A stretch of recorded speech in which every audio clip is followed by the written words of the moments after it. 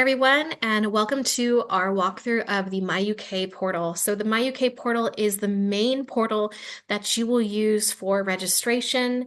You can see your schedule, access financial information, and more, all in the myUK portal. So this is separate from where you take classes in Canvas, but you still will use your Link Blue username and password to log in. We're going to start with the Student Services tab. So this is the first thing you see when you click that Student Services tab at the top.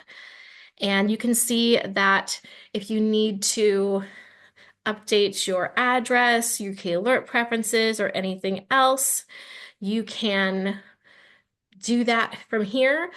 Also, you'll see that it'll ask you for which active term you want to be in. So you can switch to a different year or term. So if you're having issues finding current semester information, just remember that you may need to check that you are in the current semester. So this example is from spring 2024.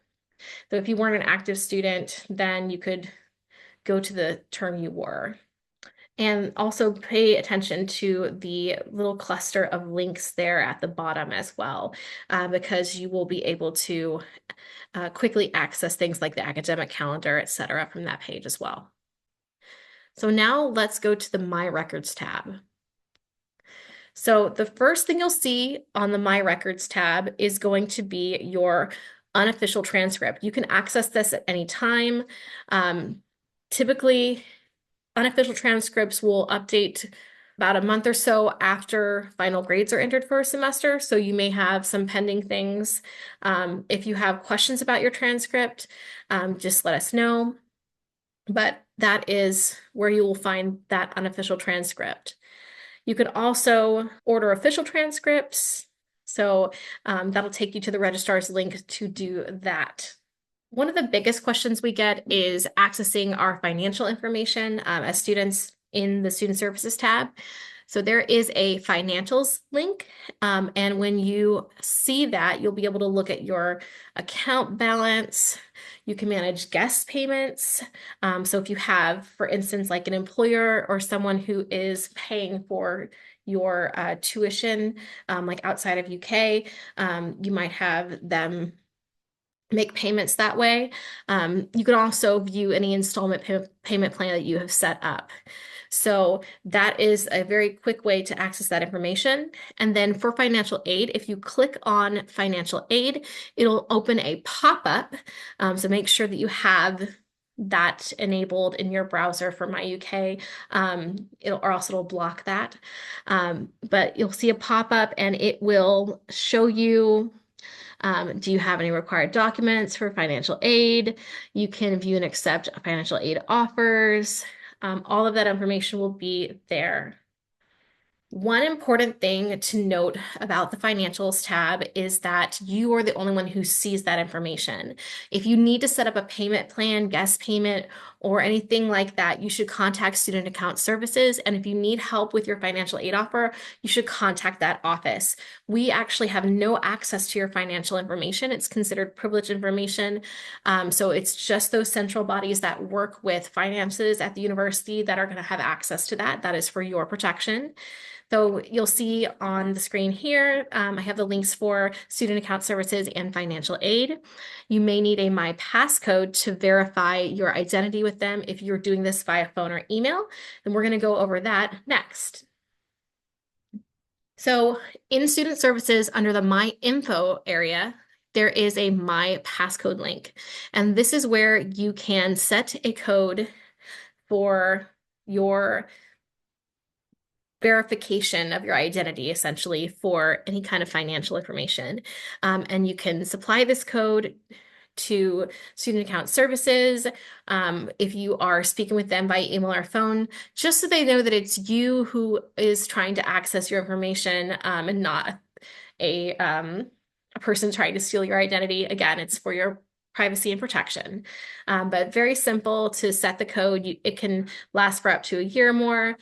So very simple process. So now I want to go back into financial aid and talk about scholarships and awards and the current estimation of your budget, which is your cost of attendance. So this is going to show an estimated cost for students. And the most important thing to realize about this is that that estimated cost is not your bill. It is an estimate and it is not accurate. So for instance, this shows the breakdown for a full-time student, but the student who is in question for this example is only registered for 2 classes or they're part-time. So you always want to estimate using rates that are posted for online graduate students on the official tuition page on the student account website. So this is, again, this is an estimate that they provide just to help you with financial aid and things like that, but it is not your bill and it is probably not accurate. So if you see this, don't panic. It is just the cost of attendance estimate. So this is not your official bill and this is not going to be the full cost for you. Definitely not for an online master's program. So now we're going to view and accept aid offers. So if you do have any financial aid package or institutional scholarships, this is where you're going to go to find those and accept those. If you are applying for federal aid, remember that every year you intend to do that, you are going to submit a FAFSA. That's very, very important. So just know that is something you need to do. And you'll see that this student in the example accepted terms and conditions for student aid, and it has that message right there and the date that that was accepted. So if you have any awarded and accepted loans, they're going to appear on this page in that financial aid pop-up. So this student, for instance, does not have any, but if you did, they would appear there. And if you need to do anything like complete entrance counseling, etc., you'll probably need to go to that studentaid.gov website and use your federal student aid ID to log on. So also under financials, there is a view account details and make payment section. That is where you can pay any of your tuition and other bills for the university online. Those are going to be broken down so you can see what they are. And then you can also choose the amount that you'd like to pay and see your total amount due. I have that information redacted for this student, obviously, because this is a real student in the example, but you'll be able to see all your mandatory fees, probably a distance learning fee for some of your classes, and any other bills or fees associated with your account.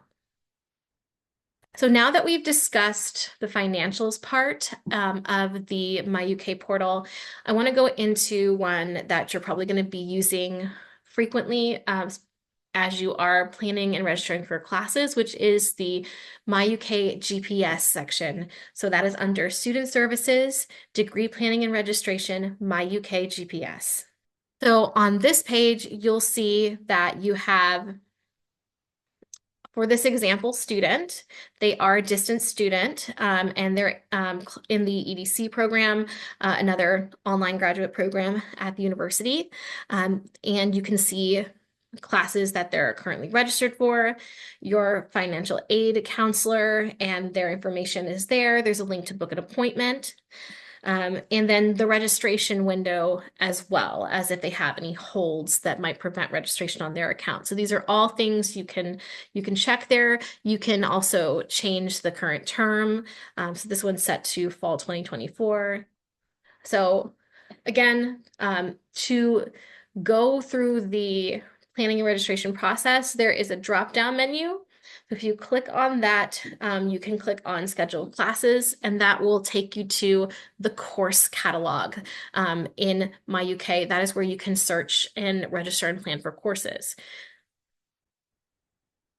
So here we are in that course catalog, scheduled classes, and I went ahead and I searched for library science, that's LIS, and then 600, which is one of the core classes. So I've listed our prefixes here. So for those of you who are in the ICT master's program, you'll have the prefix ICT. Library science is LIS. And if you're taking any classes in the CI grad program for like an instructional communication certificate, for instance, those will have the prefix CI. You can either plan or register for a course. So as you can see here, in this example, I've pulled up LIS 600. It shows the two sections that are available, and now I can plan or register for one of those. So let's try registering for LIS 600 201. So in this case, this student has actually already taken the LIS 600 class. And if you try to register for a class you've already taken, you'll probably get this warning message. And that will let you know, oh, okay, I either, I need to go remove this from my schedule now because I've already taken it. Or if you are retaking the class for like a retake option, that'll just pop up and it's sort of a reminder for you to fill out the appropriate paperwork for that duplication. So if you do have questions or you receive this message and you're not sure why, you can contact your faculty advisor. You can also contact SIS@uky.edu to reach student affairs for assistance. So what happens if a class is restricted? Occasionally, there will be classes that are restricted, whether that is by major restriction, or maybe the class is something like an independent study or practicum, which requires prior approval from the school for a student to be able to register. If that happens, it'll pop up as an error message.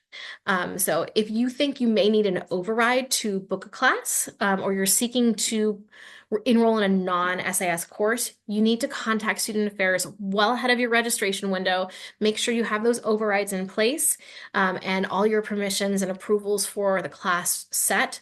That way, when you go to register, you'll have everything that you need.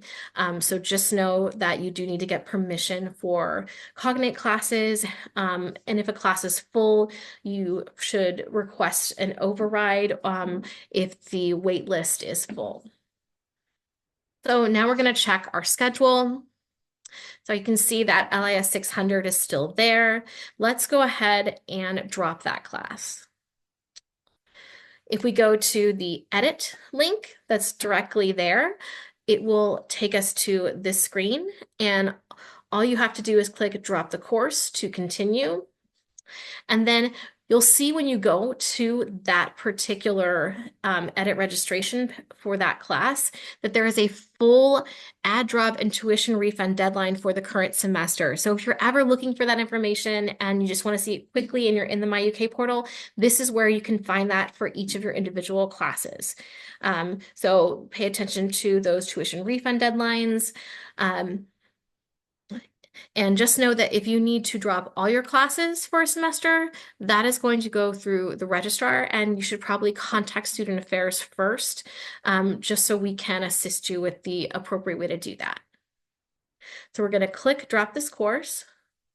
It's going to pop up and ask me if we're sure, so we don't accidentally drop a class.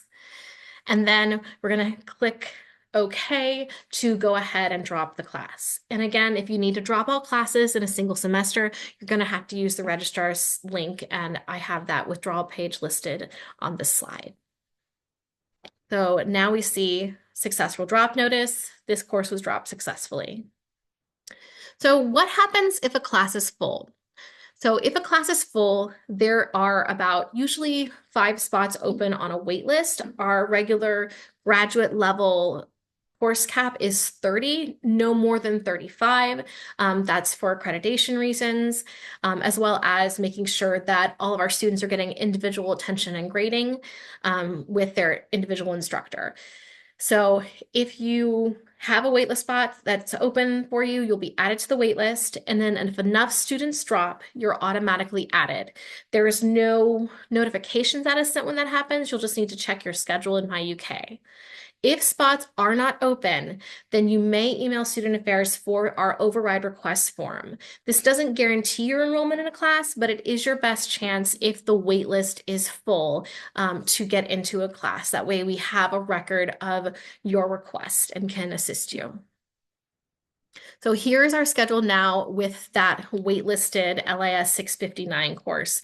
We can see that the student is third in the waitlist for that class. Typically, if you are, if their class is at 30 and you're number one or two on the waitlist, occasionally instructors will go above that 30 cap, but instructors never go over, with very rare exceptions, the 35. And again, that is up to the individual instructor of the class. They could always keep that class capped at 30, which is the official cap. So if you can't get into a class, you'll want to have alternates planned, and you can also email student affairs for further registration assistance. So that was everything that I wanted to go over today about the myUK portal. We also have a planning and registration video that you can check out, and I will leave a link in the description box for this video, as well as a card on the screen. So check that out for a little more in-depth on planning and registering for classes and using the course planner feature in myUK. Have a wonderful day. Bye.